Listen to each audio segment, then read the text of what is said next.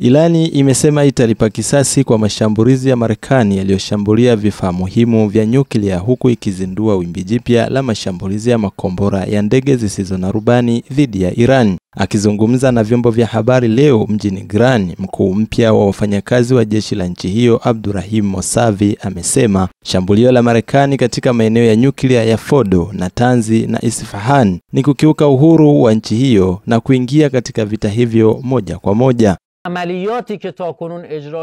Marekani ya jinai lazima ijue kwamba pamoja na kuwaadhibu watoto wake haramu na wakali, mikono ya wapiganaji wa Kiislamu ndani ya vikosi vya jeshi imeachiliwa kuchukua hatua yoyote dhidi ya maslahi yake ya kijeshi, na hatutawahi kurudi nyuma katika swala hili.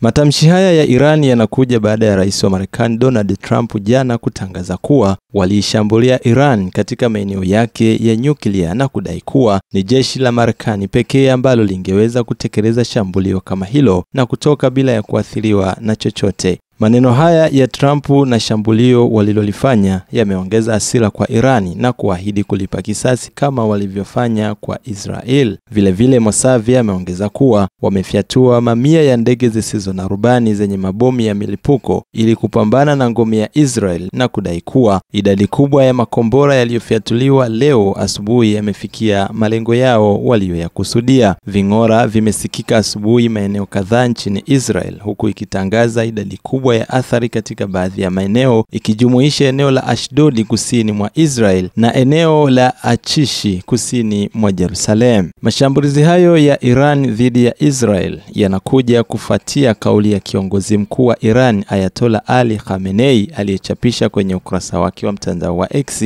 akionyesha sehemu ya hotuba yake aliyoitoa kupitia televisheni ya nchini humo wiki moja iliyopita, ikisema Israel lazima iadhibiwe na inaadhibiwa hivi sasa.